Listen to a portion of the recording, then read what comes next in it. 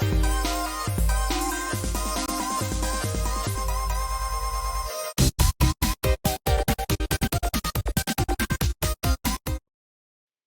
everybody, welcome to Comics from the Future. I'm Andy. I'm Matt. We're here with Infinity Flux Comics out of Chattanooga, Tennessee, and this is our longer show where we show you some of the biggest and best books that you can pre-order by this weekend. Your pre-orders are due Sunday around 6 o'clock, so you don't miss out on any of the comic goodness.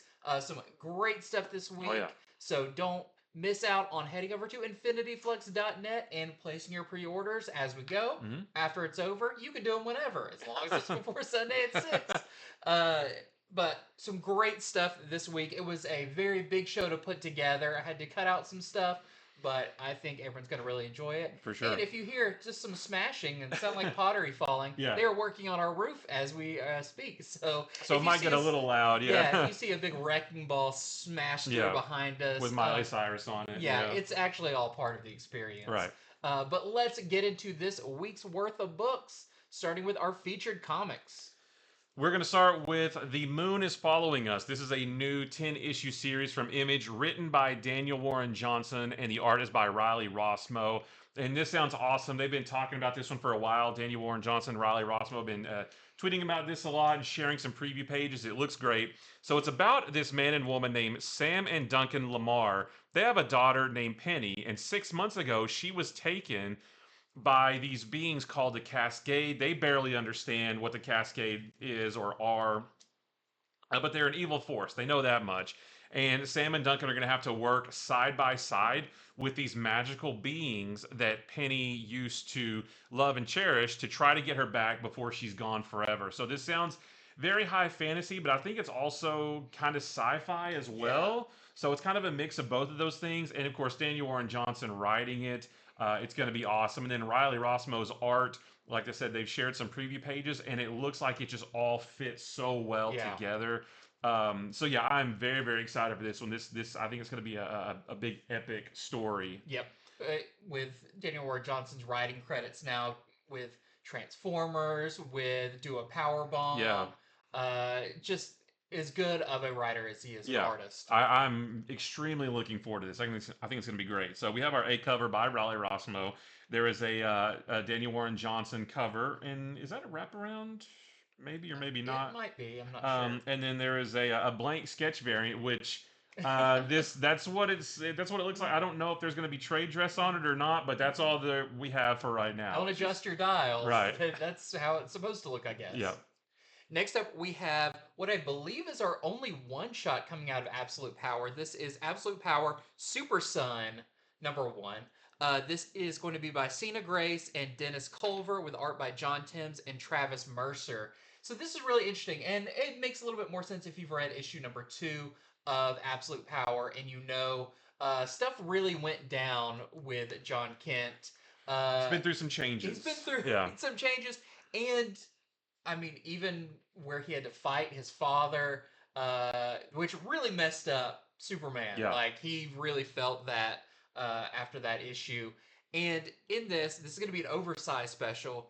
John Kent has to kind of come to terms with what happened and reckon with some stuff from his past, which I think this is, yes, it's Absolute Power, but it's also maybe going to be setting us up for the future of John Kent, where he's going, what he's going to be doing, and dealing with some of the stuff, I'm guessing even back from his time with Ultraman, that really changed him. Because it says, what is the reign of the Ultramen? Or reign of the Ultraman. So, well, I don't know, but it sounds like, yes, it's an Absolute Power tie-in, but it may be bigger than that for the character. They have longer lasting ramifications, So I think this sounds really interesting, and there's been so much with John Kent that kind of has been set up, but not really followed through on, especially his weird lightning powers, all of that. And from one of these variants, you kind of get the idea they may be heading that direction. So this is our A cover for that. We have a Perio variant, which is kind of what happened during issue #2. That reminds me of Superman 3, where the woman, she got stuck in the machine and all the... Oh, yeah. That scarred me as a child. I was terrified of that.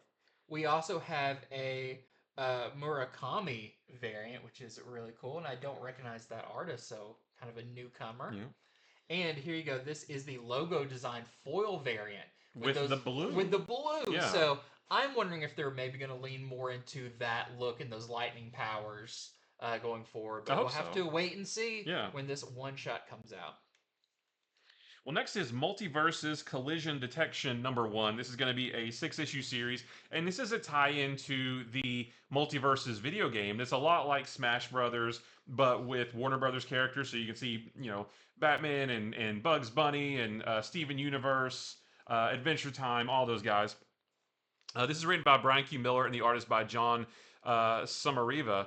And Batman, Superman, and Wonder Woman, they're each troubled by these strange dreams that they've had about the Rabbit, the Star Child, and the Witch.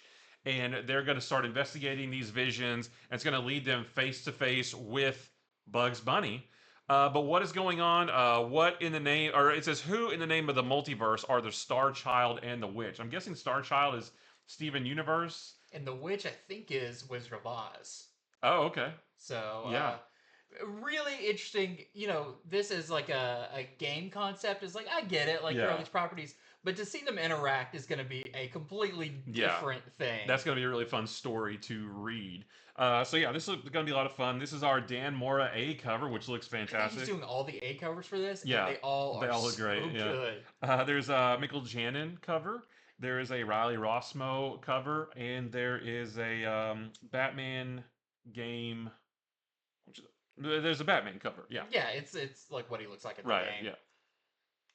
I mostly played as Superman because he had a really big punch. But moving on, we have Blade Red Band #1. This is going to be a 5-issue miniseries written by Brian Hill, and the artist by C.F. Villa, who I love C.F. Villa's art. And this is really cool. This is much in the style of the Werewolf by Night series we're getting right now that is only Red Band. Right. That is how this is going to be. There's no regular edition and Red Band. This is all going to be a polybagged series. And it is also in continuity. This is not like a Elseworlds or anything like this, because after Blood Hunt, Blade went through a lot during Blood Hunt, even, being kind of forced to be the big villain in it. How is he recovering from that? What are the lasting effects of his time as this being possessed by the Lord of the Vampires and all that? And it says, once that left him, how much man is left in Blade and how much of the monster is left in Blade? And is there any of either left? I wonder if we're going to see a major kind of status shift for Blade. Is he going to be almost all human again, or is he going to be 100% vampire? I think that's going to be really interesting as this new Blade era begins. And I think we're going to be seeing a lot more Blade after this. I would be surprised if he gets an ongoing or something like that. But I think this is really going to kick it off. So I'm very excited about this. It looks awesome. We've got our A cover right here, and all of these covers are going to be polybagged because the book is, in general, a Red Band book. We have an Ian Gist variant and a red foil variant, but I'm not sure who the artist is. It doesn't say, just red foil. Next is Venom War Daredevil #1. This is the Daredevil tie-in to the Venom War storyline going on right now, written by Chris Condon and the artist by Lan Medina. And it's just Daredevil and Elektra basically trying to defend New York City against this horde of zombiotes that has descended upon it. We are getting the Venom War Zombiotes #1 issue next week, so we'll be talking about that on Monday.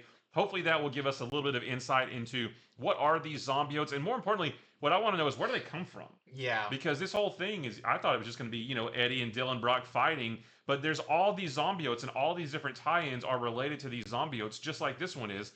What are they? Where do they come from? So hopefully we'll get those answers next week. But in this tie-in series, and I'm not sure, I think maybe it's going to be 3 issues, maybe 4. Or maybe 2, or maybe it's a one-shot. I'm not real sure. But, we're just going to see Daredevil and Elektra defend New York from these creatures. So this is our A cover, and there is a Stephanie Hans variant. That's cool. Yeah. I'm very interested to see how this entire event goes and what comes out of it. It feels like a big deal that's going to really reshape the Venom verse, and we know we're getting a new Venom series, so this is going to be really cool. Next up, we have Spawn Violator. Some places it calls it Spawn Violator Origins, or as my notes say, Span Violator, Yeah. because it doesn't autocorrect well. This is really cool. So this is going to be a 6-issue mini-series written by Mark Andrecko, and each issue is going to be by a different artist. This first one being Peter Kowalski. Um, and this is going to tell the origin of Violator, the kind of main nemesis of Spawn. And we've never gotten a definitive origin um, from start to finish. That's what this is supposed to be, although it says it is told by an unreliable narrator. And my feeling is probably going to be the clown version of Violator, maybe telling that story. But in this, we're actually going to see all the way back where he was a heavenly being before being cast to hell and then finally his banishment to Earth. So this is going to go through the different stages of his life, and we're going to discover all of that. So I think it's really cool. The artists coming up look really cool. I think Kyle Hotz is one of the artists of it. This is going to be fun, especially tackling a character who's been around since the very beginning. Yeah, and it's hard to believe we've never gotten in 30 years. Has there really never been a full origin of Violator? So this is gonna be great. Just continuing all of these new Spawn-related titles they're cranking out, and I'm very excited for this one. So this is our A cover by your interior artist Kowalski. We have a Matina variant, and of course, you gotta have a Todd McFarlane variant, the originator of that crazy creature.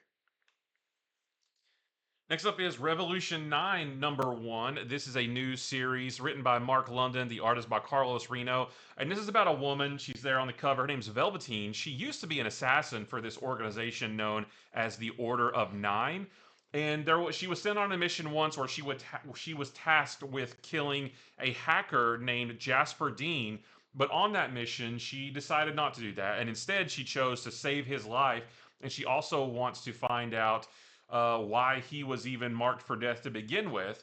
So then now, because she went against their will, the Order of Nine are chasing both of them, both Velveteen and Jasper, and they're going to have to try to, escape the grasp of this, I'm assuming, a top secret organization, and also prevent them from toppling society as we know it. We actually, just right before we started recording this, we flipped through a few pages. We have an early preview copy, and it looks pretty cool. It's pretty action packed and like spy espionage kind of stuff. So I'm very much looking forward to this. I think it sounds awesome. This is our A cover, and then there is a Raymond Bermudez cover as well. Next up, we have a new book called The Tin Can Society. This is going to be a 9-issue miniseries, and this is written by Peter Warren and art is by Francesco Mobley and Chris Chuckry. And so this is actually from the imprint of Image called Giant Generator, which is helmed by Rick Remender. So much good stuff from Giant Generator. Yeah. This is really cool. So this book follows it starts with a character named Johnny Moore, who is a world-famous tech mogul known for his work pioneering mobility aids for people like himself with disabilities, but also for his time moonlighting as a suited-up vigilante known as Caliburn. You can kind of see in the logo right there. Yeah, he's got a cool kind of tech suit, almost like Batwing or something like that. But when Johnny's body is found murdered and the suit stolen, it's going to be up to his childhood best friends to reunite and solve the mystery of his murder. And so they talk about this is a book that looks at the evolution of childhood friendships throughout time, how they change, they separate, they come back together. And so it sounds like, other than being like, oh, this is kind of pseudo superhero, it's also really heartfelt and very relatable, and talks about disability and ableism and the destructive power of fame. So it sounds really interesting, especially when it's under that helm of the Rick Remender imprint. They only do great stuff. I love Mobley's art. So this is going to be really cool and really interesting and unique. And there's only one cover for this, at least one open order. I think there's some incentives. That's the most unique thing of all. Only one cover? What? That's weird. Next up, we got other #1s, because there's some unique #1s out also, starting with Avengers Annual for this year. And this is the finale of the Infinity Watch storyline that's been going on for a couple months now. The Infinity Stone bearers are finally all brought together for the first time. But it says if you thought the stones were dangerous in Thanos' hands, imagine if Star gets her way. So I guess really maybe Star is going to try to get them all somehow. I'm not really sure. But yeah, so if you've been following the Infinity Watch storyline across this summer's annuals, it all ends right here, so don't miss the finale. This is our A cover. We have a Mike McCone variant. There is a Pete Woods Godzilla variant, which I want that book. Yeah. And there's a Ron Lim variant. You can't do an Infinity story without Ron Lim. Yeah. Yeah. It's in his contract. Right. Next up, now I can't tell if this is a one-shot or a mini-series. It was very hard to tell when I tried to look forward. I only saw this issue, so I'm not sure. But this is Mighty Morphin Power Rangers Usagi Yojimbo. This is a crossover that makes sense, but I never thought I would see. Right. This is by Ryan Parrott, and the art is by Sean Daly. And not even a whole lot of information about it, just Rita Repulsa is doing one of her many attacks she does against the town and the Rangers. But something about this one, something's going to send them back in time to the Edo period, where they meet, of course, Usagi Yojimbo, the warrior rabbit, and I'm assuming journey with him, maybe figuring out a way to get back. I think there's supposed to be a particular enemy that they team up to face off against, but sounds really cool. I'm definitely going to check it out. And it's interesting to see a crossover between Boom and Dark Horse as publishers. So, very cool one here. And we've got a bunch of covers for this. So, this is our A cover. Of course, if you got a Usagi book, you've got to have a Stan Sakai cover. That's just a no-brainer. We have a Cullum variant. We have a foil variant. And a foil version of the Sakai variant. I hope that Usagi gets his own Ranger suit. That would be cool. Maybe like with the ears sticking out or something. I hope that Usagi grows kaiju size, like the big Megazord, man. Or like he gets his own Zord that's like part of their suit. Yeah. Like, oh man. The possibilities are endless. It has to be a giant bunny. Right. He has to like hop through that whole awesome intro scene. All right, so next up is Jim Henson's Labyrinth #1. This is going to be an 8-issue series, and this sounds really interesting. So this is written by Kyla Vanderklut, and the art is by Giorgio Spalletta. And this is the first graphic adaptation of the Labyrinth novelization, which includes moments and scenes that were never shot or captured in the film. So if you're a big fan of the 80s movie Labyrinth, then this is going to, because they just did the... more or less the facsimile editions of the old school, like I think it was with Marvel. Yeah. The 3-issue movie adaptation comics from the 80s. But this is going to be an adaptation of the novel, which had some extra stuff in it that the movie didn't have. The extended edition. Right. And it's, like I said, first time ever in a graphical format like this. So it should be really cool. This is our A cover, and then there is a Torque variant. I like that one a lot. Yeah, it's really cool. Yeah. Next up, we have, of course, this was coming. This is Black, White, and Bloodshot #1. Perfect. It just works like, that's his life. He exists as a Black, White, and Red character. So it's in the classic style of these books. You're going to have creators on here like Mark Guggenheim, Tim Seeley, and a bunch of other. I think even future issues are going to have like Brian Azzarello on there. So they got really big names on here. It's going to be 4-issue miniseries. And it's self-explanatory. It's going to be short stories with Bloodshot by different creators with the colors of black, white, and red to do that. And just hints of stories they have. Bloodshot will face demons in a desert.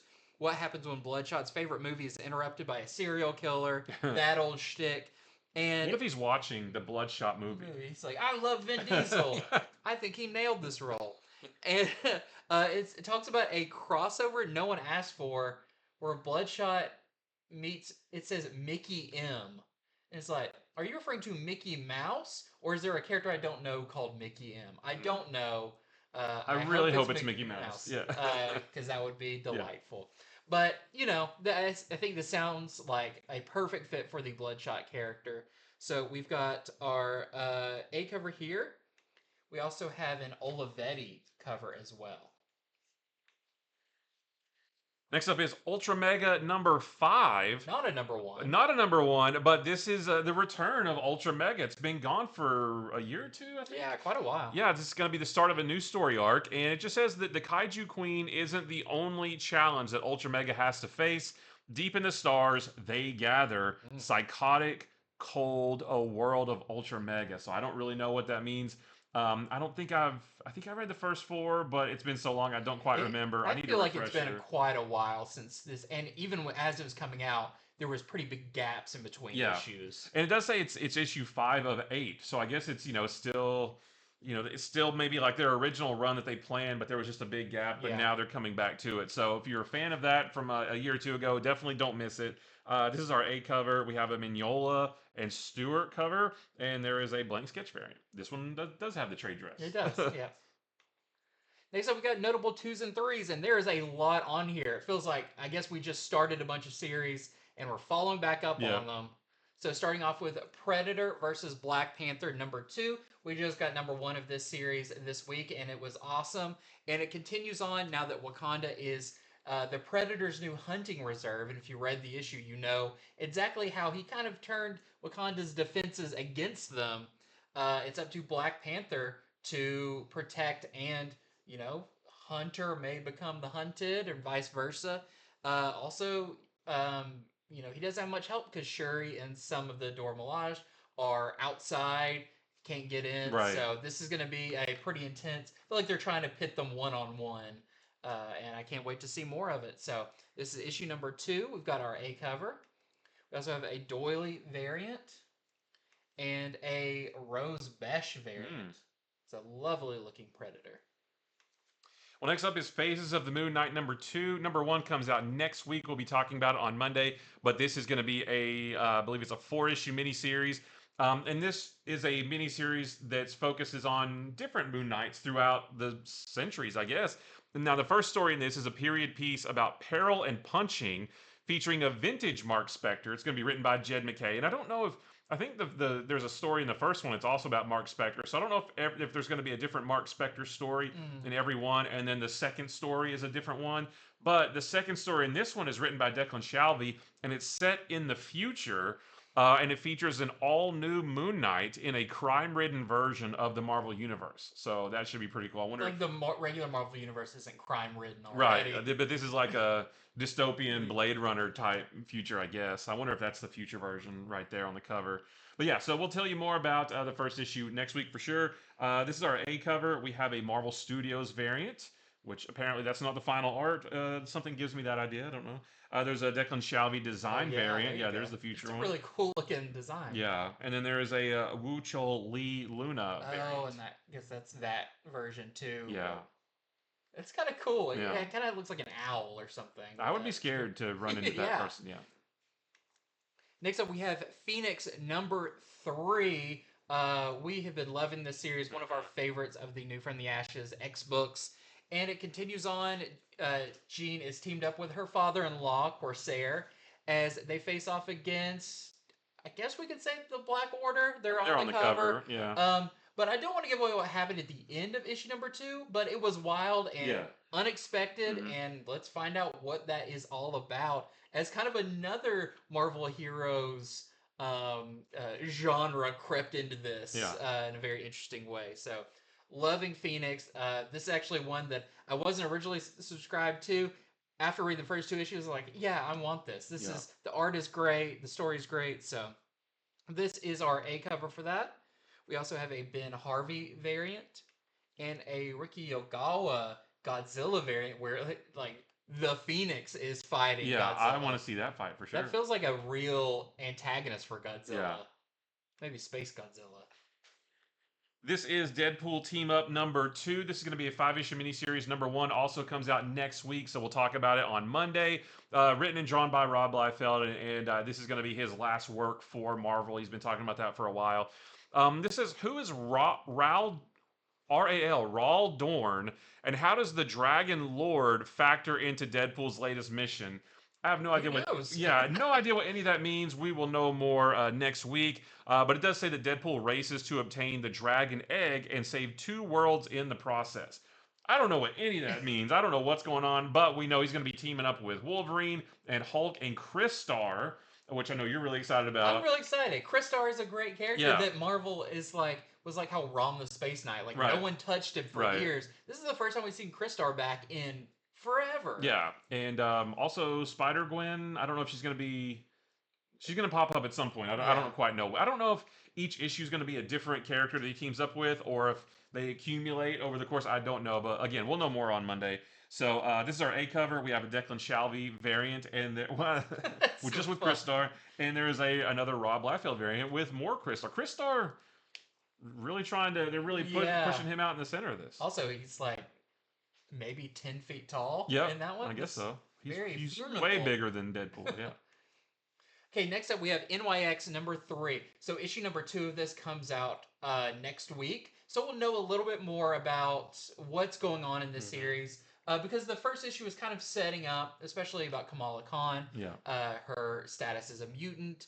And this book is about kind of the younger mutants, how they are adapting, surviving after Krakoa.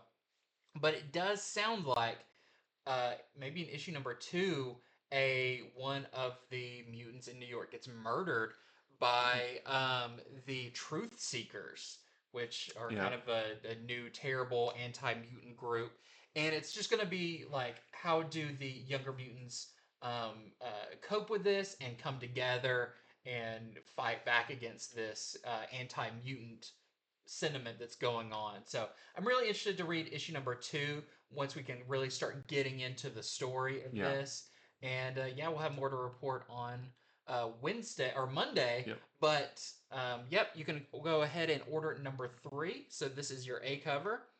We also have a Lee Eriksson Marvel variant and a Scott Forbes, which is a great homage to the original NYX series. Oh, yeah. That was X-23's first comic appearance. Next is X-Force number 3. Number 2 comes out next week as well. We'll be talking about that on Monday as well. But in this one, X-Force's latest mission brings them face-to-face with Nuclo, who I guess that's that big yellow guy on the cover. I don't know who Nuclo is. Is he a new character? Do you know? I don't know. Let us know name. if Nuclo is new or not. I'm not sure. But what sacrifices will X-Force make to complete their no-win mission? It says that this mission is a no-win for them. So I don't know what makes it that way, but I can't wait to read it because I really enjoyed the first issue. Hopefully it's called Nuclo the Mustard Menace. That would be great. His giant yellow. Yeah, and and it just stains their uniforms. Try to wash it out, but there's still a bit there.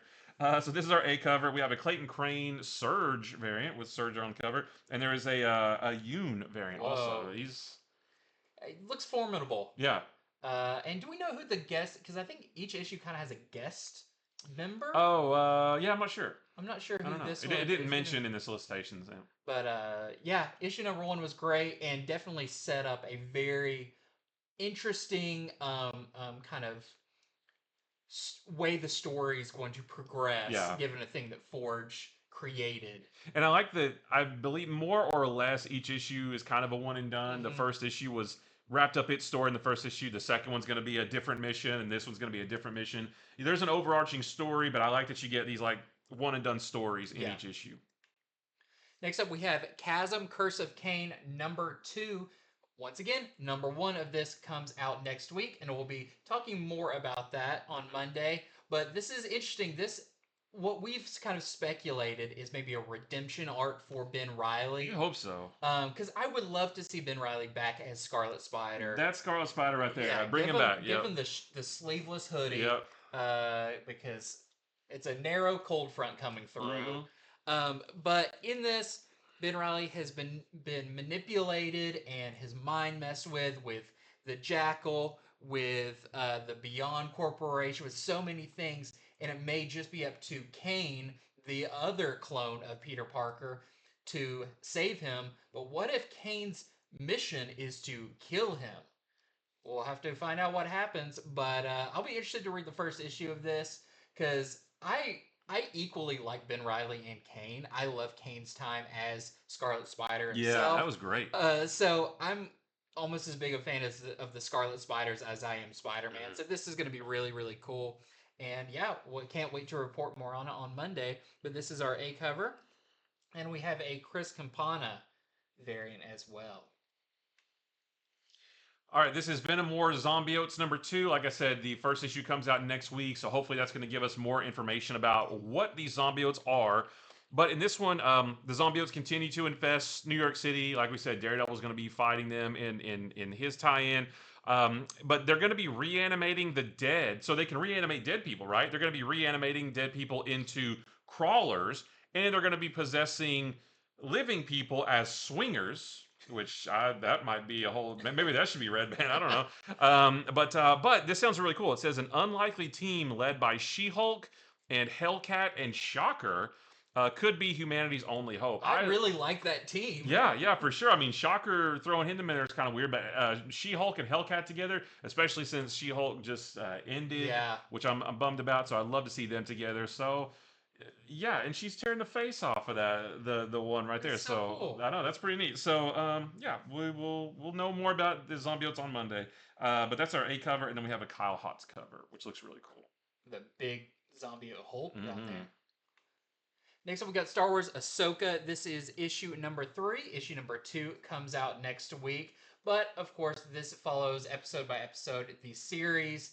So this will be episode 3 of Ahsoka, and in this one is where Ahsoka and Hera set off on their voyage to the distant planet in the other galaxy, hunting down Thrawn and Ezra. So if you're enjoying this, just keep on going because we've got a couple more to go to round out the season.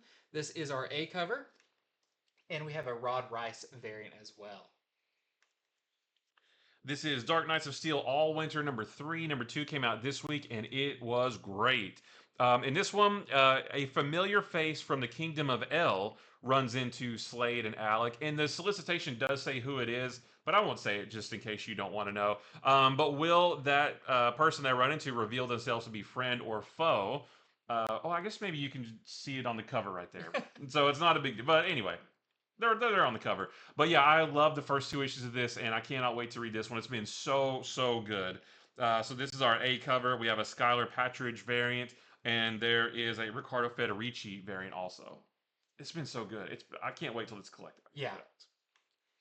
Next up, we have Jenny Sparks #2. Issue #1 of this new Tom King and Ryan Sook series just came out this week. Very interesting. Of course, it's a Black Label book, so it's kind of a standalone, but still within the DC universe. As you can see, Batman was in the first one, Superman's going to be in this one. And we're still trying to figure out what is the big story of this. We do know that the Justice League has tasked Jenny Sparks with stopping Captain Atom, who is a very unstable version of Captain Atom and could pose a threat to pretty much the world. But the way the first issue ended, it also poses a threat to about 4 particular people. And how is that all going to play out? How's Jenny going to stop him? We're going to learn more as the spirit of the 21st century continues on in her story. But I really liked issue #1, even though I didn't fully understand it. I feel like that was kind of the point, and we're going to be unraveling more of the series as we go on. So this is our A cover by your interior artist, Ryan Sook. I love that Superman. Something about his demeanor and stuff is really cool. And we have a Ben Oliver variant as well. Next is Witchblade #3, and I've been enjoying this one too. So #2 came out this week. It was really good. So Ian Nottingham has been sort of lingering in the background, following Sarah around these first couple issues. But in this one, he finally makes himself known to her. But it does say, is he there to save her, to sabotage her, or to seduce her? Maybe you get a little bit spicy there.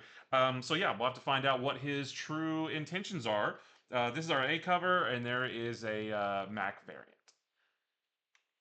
Next up, we have Teenage Mutant Ninja Turtles Nightwatcher #2. Now, #1 came out about a week or so ago for this, but very interesting addition to the new Ninja Turtles ongoing universe, as this new vigilante is in New York covering for the Turtles who are not there.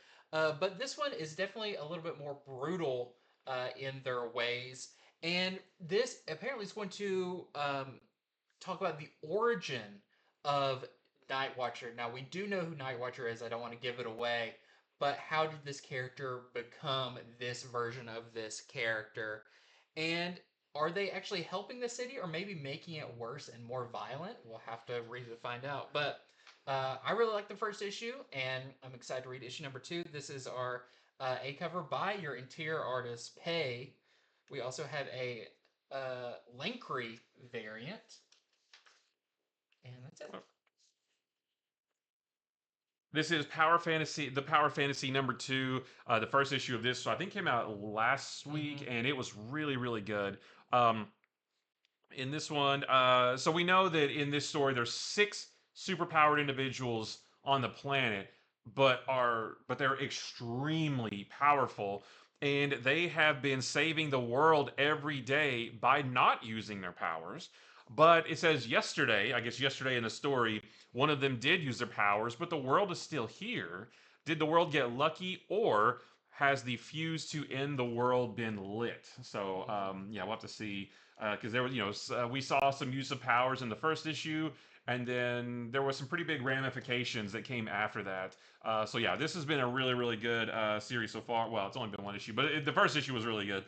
So we have our A cover out here, and there is a Boo variant. Next up, we got Defenders of the Earth #2. #1 came out a week or so ago.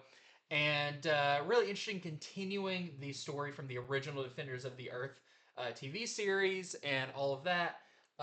And some weird stuff's going on with Flash Gordon in this, him and his son, and the kind of mystery of what happened to Ming the Merciless. Plus, it sounds like this one's going to really focus on the Phantom, as the Council of Phantoms have found a new heir with a new form of justice. And we saw a bit of that at the end of the first issue. And a new threat plagues the Defenders on a more personal level, which I know they talked about the series. Some stuff from each of the characters' past is going to be a hindrance to them in this. So, continuing this series, if you read #1, you liked it, definitely sign up for #2. This is our A cover by Jim Calafiore, who's your interior artist. And we have a Georgievic action figure variant. Next up is Epitaphs from the Abyss #3. Now, there's not anything in these solicitations about what the stories are going to be about in this, but just like the other issues, we're going to get 3 new short anthology stories by 3 different creative teams. The stories in the first 2 issues have been very, very creepy and spooky, so I'm sure that this will be as well. Now, the only thing about this is I could have sworn this was going to be a 5-issue miniseries, but this says it's 3 of 12. Oh, which okay. Yes, make it 12, make it ongoing, make it infinite issues, because I love it so much. But yeah, so I just want to put that out there. If you've been enjoying it, it looks like it's going to run for 12 issues. Maybe everybody knew that and I was just wrong, but I just wanted to make you aware of that. So yeah, more awesome anthology horror stories. This is our A cover by Lee Bermejo, and then there's a Fowler variant. Very creepy. Yeah. Next up, we have Patra. Speaking of creepy, this is Patra #2. And I really like #1 of this new slasher horror book by James Robinson and Scott Collins. And in the first one, this girl's family got murdered. She woke up in the woods, and she had this mysterious knife and mask. But is she any part responsible for what went on, or is it this serial killer from days yore named Jeremy Jones? Well, it also seems like maybe she's being stalked through the woods by Jeremy Jones. We don't really know, did he die or what happened with him? Because there's some supernatural elements to this as well. Plus, a ghost of someone close to Patra appears with startling news and a terrifying quest. So this is a very interesting, unique series that if you like that kind of spooky stuff, you'll definitely enjoy. This is our A cover by Scott Collins, our interior artist. And there is a Walta variant as well. I used to work with a guy named Jeremy Jones, so it's funny to hear this. Well, might need to look into his criminal record. Next up, we got cool covers and continuations of really cool series. This is Batman Superman World's Finest #31. Now, this is interesting because this is the new series artist Adrian Gutierrez joins the book here, and this is the start of a new story arc where Eclipso emerges to enshroud the world in a state of eternal night and eternal despair. And then vampires come out. Oh no, don't say that. We're good on vampires for a while. Well, because we also have DC versus vampires. Yeah, so no, hopefully not in this. But yeah, so it should be cool to see Eclipso appear in, the earlier days of Batman and Superman as this book is set. So this is our A cover by Dan Mora. It looks awesome. There's an Ian Churchill variant. There is a Nicholas Scott Artist Spotlight variant, which you're probably going to get that one, right? Yeah, especially because there's some of my favorite Aquaman costumes on there. There's a Jose Luis Garcia Lopez and Joe Prado Hispanic Heritage Month with, oh, shoot. Man, you set yourself up. I don't, Jessica Cruz, golly. With short hair. I don't know if I've ever seen her with short hair. That's what threw me off. I totally knew that. Okay, sure. And then Dave Johnson, Batman 85th Anniversary. Holy cow, guys. Look how awesome that is. Homaging Batman. Set yourself up again. Is it 248? Sure. Shoot. I'm not good with issue numbers. Yeah, but that looks awesome. Batman 89. That classic Neil Adams cover. Yeah, that one. Next up, we have Superman number 18, and continuing one of the best series out there. This is still part of the, I guess this is the last part of the Absolute Power tie-in. This will be the third one. Right. Isn't all these kind of 3-issue tie-ins. And in this one, it says that there will be a cliffhanger that will affect the future of the Superman titles. So I don't know if that means Superman and Action Comics or what. But in this one, of course, Superman and Zatanna continue their journey through the dark roads, the magical roads that they've been going on to try and give help to all the other heroes who are out in Amanda Waller's clutches. Which, 17 came out this week, and they still haven't found the dark roads yet. And I thought they were on the dark roads. They're looking for the map. I thought they were looking for an item to help them get to the dark roads. I thought the map maybe is the map of the dark roads because they would get lost if they didn't have it. Oh, yeah. Okay. Well, it's great, and we completely understand what's going right. on. They need to hurry and finish because this is the last issue of the. I imagine they maybe aren't going to save as many people as they think they will. Right. But last issue was awesome, and I'm really excited for this one. I love Zatanna. Despite our confusion, it was a good issue for sure. We just interpreted it differently. Yeah. We both equally understood 100%, even though it was different. This is the A cover for that. We also have a Gilliam March variant. Look at those buns of steel. Mm-hmm. We have a Scott Forbes variant, a Sweeney Boo variant, and a Nicholas Scott variant, which I love seeing all the different Superman there as well. Even though you could have 1,000 of these and still not cover all the different versions and the costumes of Superman. Yeah, and there's so many, just minor variations, too. Like, the two in the middle almost look identical, except one has a bigger symbol. Yeah, there's just so many little differences. Got the New 52 one on the bottom left, I believe, and... the Rebirth on the bottom right, yeah. It's interesting, though.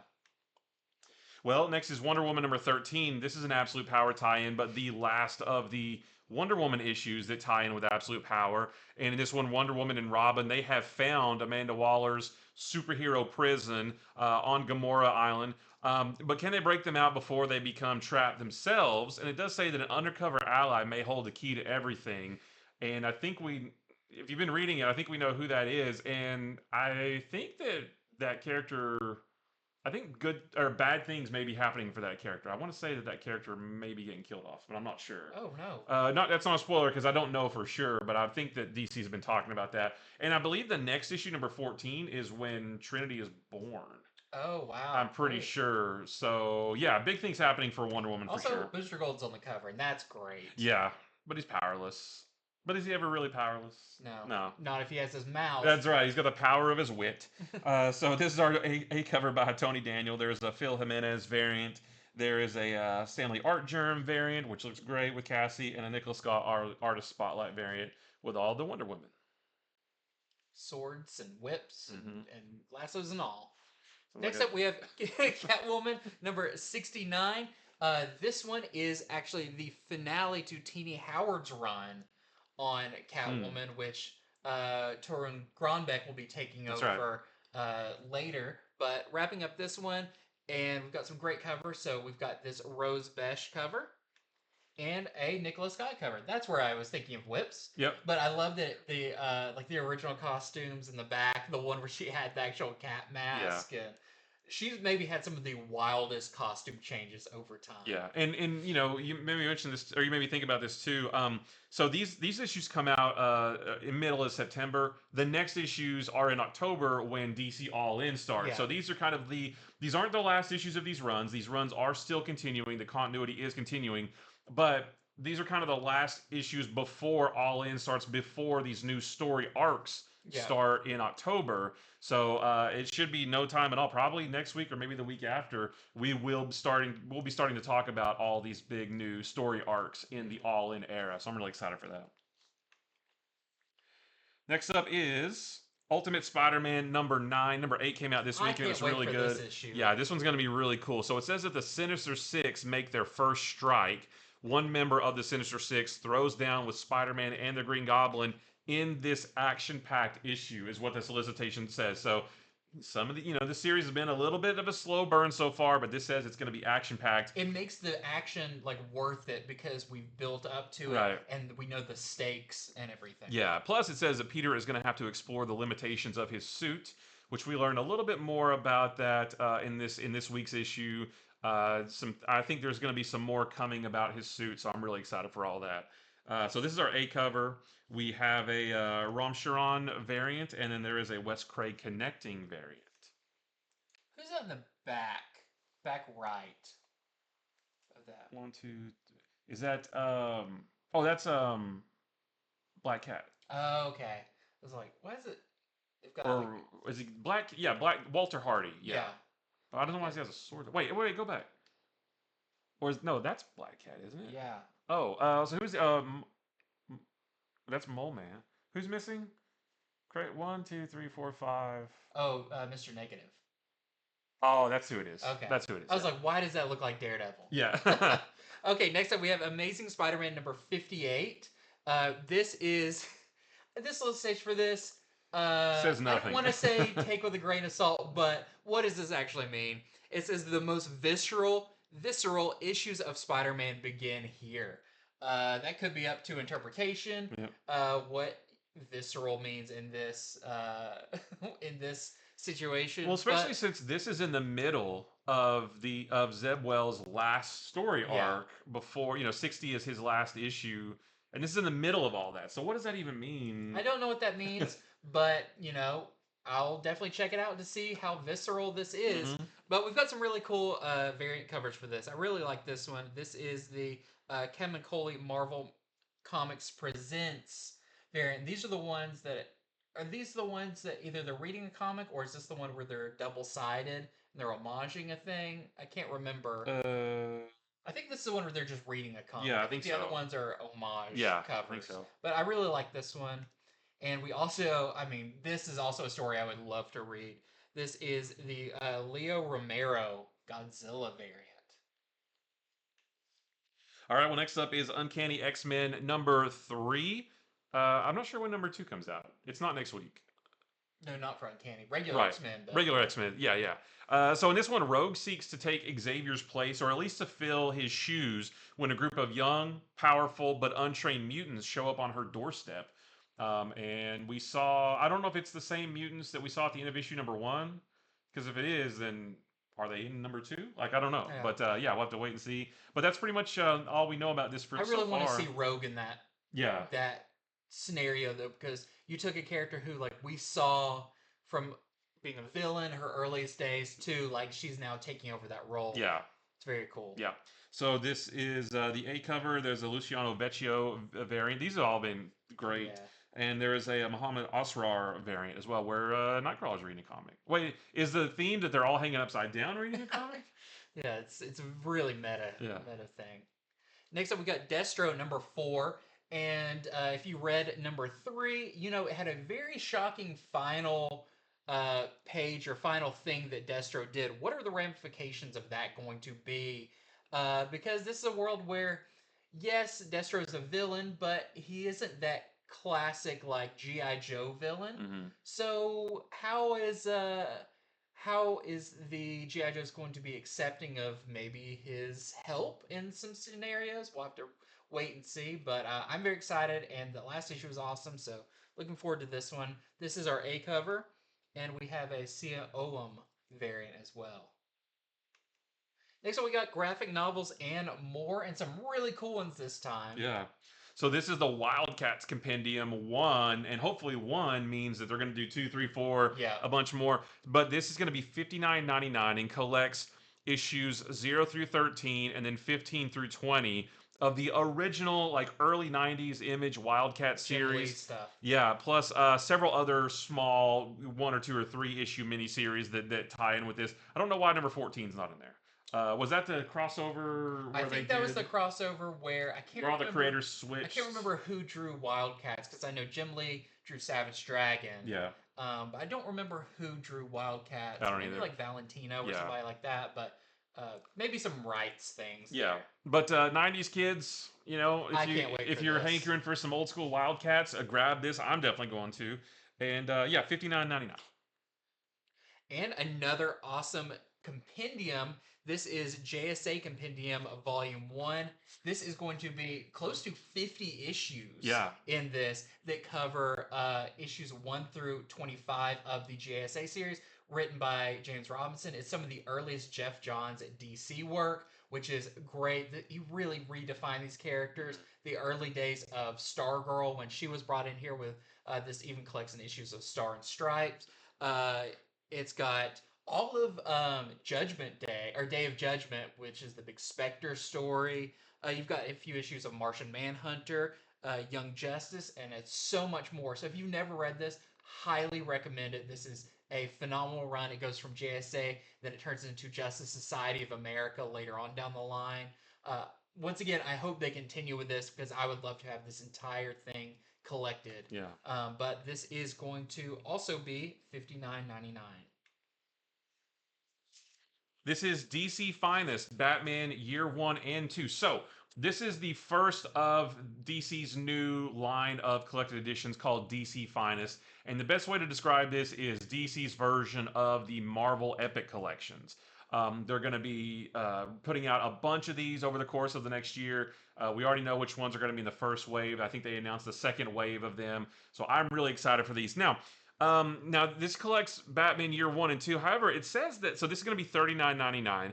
And it says that it collects Batman number 404 through 414, which Year 1 was only a 4-issue story from 404 to 407. So this is going to have more after that. Plus, it's going to collect Detective Comics 571 through 581, which I believe is your Year 2 story. But it was only a 4 or 5 issue story as well. So this is going to have Year 1 and Year 2, but more that came immediately after that. So I think that's going to be really cool. Like I said, it's going to be $39.99. And then there is... this is crazy. yeah, the DC Finest Superman, the first superhero. So this is the second of these new line of DC Finest books. This is also going to be $39.99, and this collects stories from Action Comics number 1 through 25, way back in the late 30s, early 40s, in the Golden Age. Also, Superman 1 through 5, and New York World's Fair number 1.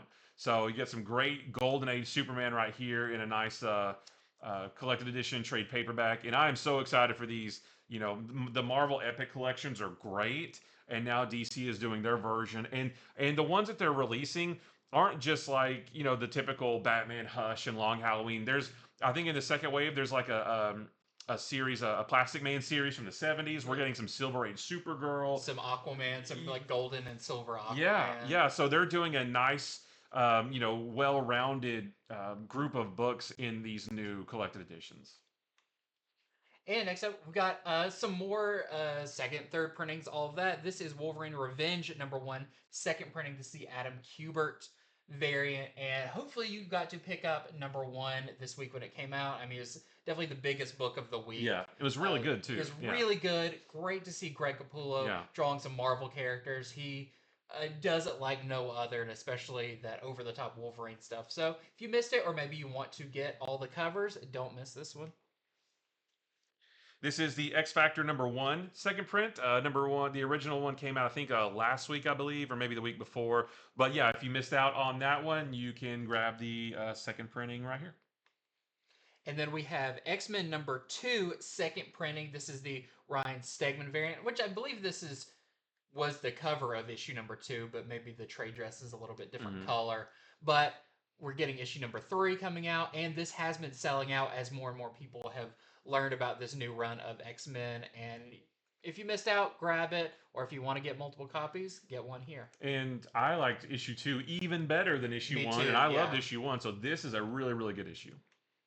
And that is it for Comics from the Future. Thank you so much for watching. Remember, head over to infinityflux.net, where you can pre-order these books, and your pre-orders are due Sunday around 6 o'clock, so you don't miss out on any of these books. We really appreciate it. Also, thank you everyone who has watched or is going to watch our new show that comes out every other week. We did one this last Wednesday called the Infinity Flux Letters page, where we answer your questions. We talk to you live. It's up there on the YouTube where you can watch it still. A lot of fun to do, and hopefully more people will get on board and shoot us your questions, because we love to answer them.